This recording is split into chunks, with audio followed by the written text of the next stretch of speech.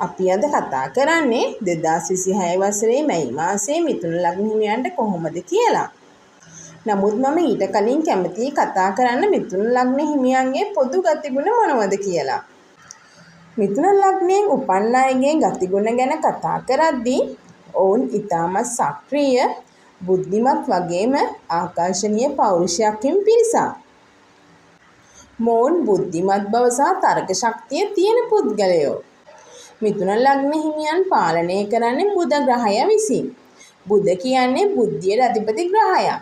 මොවුන් ඉතා ඉක්මනින් ඕනෑම දෙයක් වටහා ගැනීමේ හැකියාව තියෙන තර්කානුකූලව හිතන පිරිසක්. මොවුන්ට ඩබල් පර්සනැලිටි තියෙනවා. ඒ කියන්නේ ද්විත්ව පෞරුෂය. මිථුන රාශියේ සංකේතය වෙන්නේ නියුන් යුවලක්. මේ නිසා මොවුන් තුළ එකිනෙකට වෙනස් චරිත දෙකක් දකින්න ලැබෙන්න පුළුවන්. එක වෙලාවක ඉතාම විනෝදයෙන් ඉන්න මොවුන් තවත් වෙලාවක ඉතාම බැරෑරුම් වෙන්නත් පුළුවන්. මොවුන් ඉතා දක්ෂ සංනිවේදකයින්. කතා බහ කිරීමේ සහ අදහස් හුවමාරු කිරීමේ විශේෂ දක්ෂතාවයක් මොවුන්ට තියෙනවා. ඕනෑම සමාජයක ඉතා ඉක්මනින් මිතුරන් ඇති කරගන්නත් අනුන්ව තමන්ගේ වචන හරහා ආකර්ෂණය කරගවන්නත් මොවුන් උපතින්ම හපන්නු. ඒ වගේම මොවුන් නිතර වෙනස් වන සුළු අය. එකම දේ දිගටම කරගෙන යාමට මොවුන් තරමක් අකමැති. අලුත් දේවල් අත්හදා බලන්නත් නිතර වෙනස් වෙන්නත් මොවුන් කැමති. මේ නිසා සමහර වෙලාවලට එක තීරණයක ස්ථාවර ඉන්න මොවුන්ට අපහසු වෙන්නත් පුළුවන්. මිථුන ලග්න හිමියන් ඉගෙනීමට ඇති දැඩියාව විශේෂ කොට සලකනවා. කුතුහලය මොවුන්ගේ ලොකුම ගතිගුණයක්. ලෝකයේ සිදුවන දේවල් ගැන දැනගන්න, පොතපත කියවන්න සහ අලුත් විෂයන් ඉගෙන ගන්න මොවුන් ගොඩක් උනන්දුයි.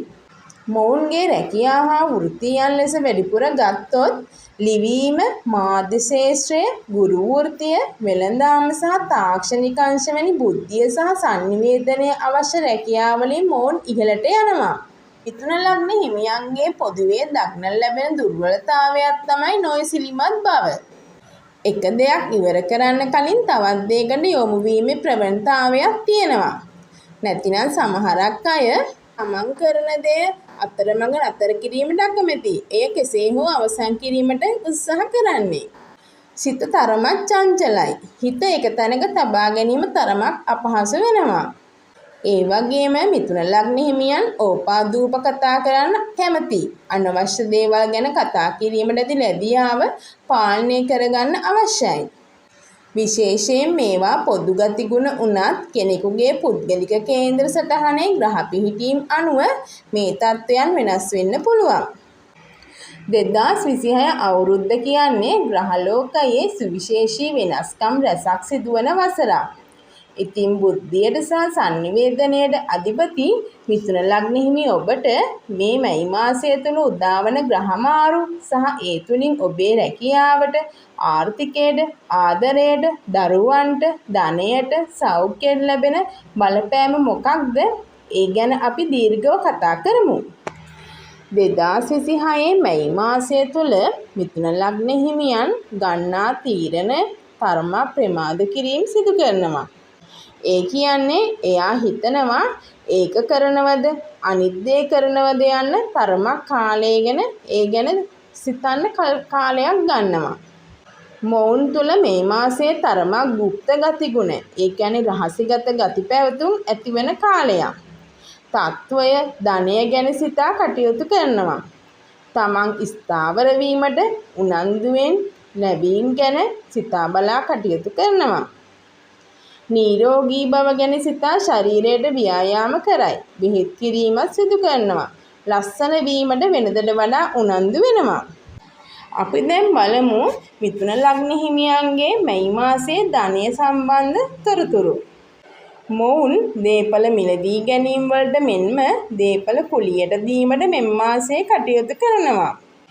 තමන්ට මුදල් ලැබෙන මාර්ග ගැන සොයා බලා ඒ සඳහා ආයෝජනයන් සිදු කරනවා. තමන් ධනය උපයන්නේ කුමන ශේෂ්ත්‍රයක වුණත් ඔබට තම සහකරු හෝ සහකාරියගෙන් උදව් උපකාර ඒ සඳහා ලැබෙනවා. තමන්ට හිමි ධනය දේපල නිසා අන් අය අතර තත්වයක් ගෞරවයක් මේ මැයි මාසය තුළ ලබනවා. නමුත් ඔබ ප්‍රවේශම් වන්න නීතිමය ප්‍රශ්න ඇතිවීමට හැකියාව තිබෙන අතර ඒ සඳහා මුදල් වැය කිරීමට සිදු වෙනවා. සමහර මිථුන ලග්න හිමියන්ට නොසිතූ නූපන් ධනයක් ලැබීම වලට හිමිකම තියෙනවා. ලොතරැයි ගැනීමටද මැයි මාසයේ යහපත්. අපි දැන් බලමු මිථුන ලග්න හිමියන්ගේ ආදරයේ සම්බන්ධ කටයුතු ගැන මැයි මාසය තුළ. මිථුන ලග්න හිමියන්ට නම් මැයි මාසයේ ආදරයේ සම්බන්ධයෙන් බොහෝ යහපත්.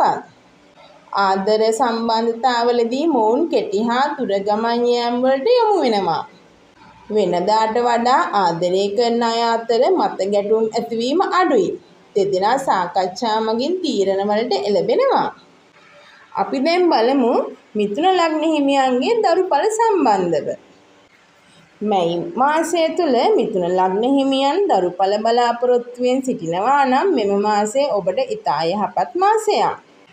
ඔබට ලැබෙන දරුවා නිසා ඔබට ගෞරවයක් තත්වයක් සමාජයෙන් ලැබෙනවා මෙන්ම දැනට දරුවන් සිටින මිථුන ලග්න හිමියන්ටද තම දරුවන් නිසා තමන්ට ගෞරවයක් මැයි මාසය තුළ ලැබෙනවා. කලින් මාසවල තම දරුවන් අකීකරුව කටයුතු කළා නම් තමන්ගේ දරුවන් මැයි මාසය තුළ තමන්ට අවනතව කටයුතු කිරීම වෙනදට වඩා සිදු වෙනවා. දරුවෙකු ලැබීමට සිටින මව්වරුන්ට වාසනාවන්ත දරු උපත් මැයි මාසය තුළ සිදු වෙනවා.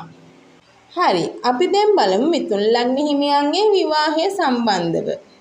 සමහර මිථුන ලග්න හිමියන් අන් අයට හොරෙන් විවාහ වීම වල යෙදෙනවා. විවාහ වූ මිථුන ලග්න හිමියන් විවාහයෙන් පසු පවුලක් විවාහ බැඳීම් ඇතුව ජීවත් වෙනවා. වෙනදාට වඩා විවාහ ජීවිතයේ සාර්ථකත්වයක් මැයි මාසය තුළ තියෙනවා. මැයි මාසයේ විවාහ වන මිථුන ලග්න හිමියන්ට විවාහයෙන් ධනය දෑවැද්ද ලබනවා. තමන් විවාහ වන විවාහ සහකරු හෝ සහකාරිය යම් ප්‍රමාණයක ධනවත් අයෙක් වෙනවා. විවාහ ජීවිතය ගත කරන මිථුන ලග්න හිමියන්ට මැයි මාසය තුළ මත ගැටුම් යම් ප්‍රමාණයක් අඩුවීමෙන් විවාහ ජීවිතය සතුටින් ගත කිරීමට හැකියාව ලැබෙනවා. විවාහයෙන් පසු සෑදූ පවුල ගැන සිතා මිථුන ලග්න හිමියන් මෙම මාසයේ සතුටින් කටයුතු කරනවා. මිථුන ලග්න හිමියන්ගේ රැකියාව සම්බන්ධයෙන් බලමු. හවුලේ ව්‍යාපාර, තනියෙන් ව්‍යාපාර කරන රැකියාවක් කරන අයට මෙම මාසයේ ඔය මිථුන ලග්න හිමියන්ට යහපත් වෙනවා. නමුත් රැකියාවේදී යම් යම් අවස්ථාවලදී Taman රැවටීම් වලට ලක්වීමට තිබෙන නිසා ඒ ගැන බොහෝ සැලකිලිමත්ව කටයුතු කරන්න. Tamanට ධනය ලබා ඉහළට යාමට අවස්ථාව ලැබෙන අතර රහසිගත සතුරු කරදරද ඇති වෙනවා. ඒ නිසා Taman කරන රැකියාව එපා වීම වලට අවස්ථාව තියෙනවා. අන් අය ඔබට කෙසේ සතුරුකම් කළද රැකියාවෙන් Tamanට ලැබිය යුතු දේවල් වලට හිමිකම තියෙන මාසයක් තමයි මැයි මාසය. මිථුන ලග්න හිමියන්ගේ අධ්‍යාපන මට්ටම ගැන බලමු. මිථුන ලග්න හිමියන්ගේ අධ්‍යාපනය මැයි මාසය තුලදී උත්සාහයේ තරමට ප්‍රතිඵල ලැබෙනවා. මොවුන් තරමක් විනෝදයෙන් සතුටෙන් තමයි අධ්‍යාපනය කරන්නේ. නමුත් අධ්‍යාපන කර ගැනීම නොහැකි වේ යයි සිතමින් මානසික පීඩාවන්ද ඔවුන් සිත තුළ ඇති වෙනවා. නමුත් ඒ බාධා මැද සිදු කර ගැනීමට මොවුන් උපතින්ම හැකියාව තියෙන පුද්ගලයෝ. උසස් අධ්‍යාපනය හදාරන දරුවන්ටද කරදර බාධා මැද සතුරු පීඩා මැද ජයග්‍රහණය අධ්‍යාපනයෙන් ලැබෙනවා. විදේශීය අධ්‍යාපනය ලබන දරුවන්ට ජයග්‍රහණ හිමි වෙනවා. අධ්‍යාපනය Tamanට ලැබීමක් ලෙස මේ මාසයේ සැලකෙනවා. දැන් බලමු විදේශගත වීම සම්බන්ධයෙන්. මෙම මාසයේ මිථුන ලග්න හිමියන්ට විදේශගත වීම කටයුතු වලට යහපත් සිතූ පරිදි සිදු වෙනවා. අධ්‍යාපනයට වන්දනා ගමන් හා රැකියාවන් සඳහා විදේශගත වීමට මිථුන ලග්න හිමියන්ට හැකියාව තියෙනවා. මොවුන්ට මීට පෙර තිබූ බාධාවන් ඉවත් වී මේ සඳහා පෙරපින ක්‍රියාත්මක වීම මැයි මාසය තුළ සිදු වෙනවා. ඒ මගින් Tamanට තත්වය, ගෞරවය, ධනය ලැබීමක් සිදු වෙනවා. Taman ස්ථාවර වීමට මෙම මැයි මාසයේ ඔවුන්ට අවස්ථාව ලැබෙනවා. මීළඟට අපි සලකා බලමු අවසාන මාතෘකාව වන මිථුන ලග්න හිමියන්ගේ සෞඛ්‍ය තත්ත්වය ගැන. මැයි මාසයේ මිථුන ලග්න හිමියන් අසනීප වූ විට එය වෛද්‍යවරුන්ට නිවැරදිව සොයා ගැනීමට තරමක් කාලය ගත වීමක් සිදු වෙනවා. සමහර අයට අසනීප වුවද පිටතට සුව වූ වාසේ පෙන්වනවා.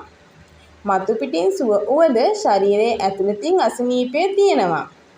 ශරීරයේ උෂ්ණ ගතිය වැඩිවීම නිසා ඒ මගින් ඇතිවන අසනීප තත්ත්වයන් දණහිස් වේදනාවන්, අත්වල කකුල්වල වේදනාවන්, මුත්‍රා ආසාදන, හිස ආශ්‍රිත අසනීප, සෙම් අසනීප වීමද ඇති වෙනවා.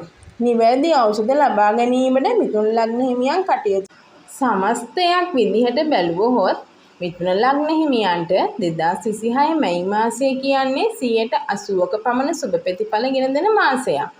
ඔබේ දියුණුවට ඇති බාධා ඉවත් කරගන්න. බදාදා දිනවල නිර්මාංශව සිටීම හෝ විෂ්ණු දෙවියන්ට වත් පිළිවෙත් කිරීම ඉතාම සුබයි.